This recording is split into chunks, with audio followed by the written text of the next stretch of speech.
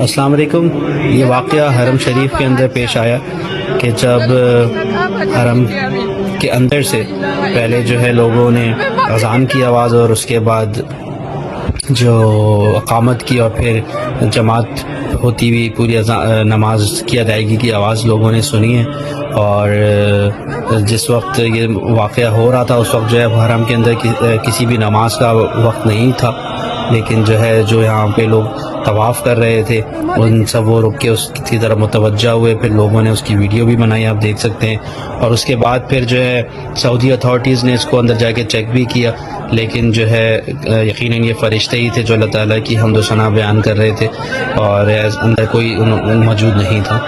تو یہ ویڈیو آپ دیکھ سکتے ہیں، اس میں کس طرح سے لوگ جو ہے وہ پھر دعائیں مانگ رہے ہیں اور اللہ تعالیٰ سے مغفرت مانگ رہے ہیں.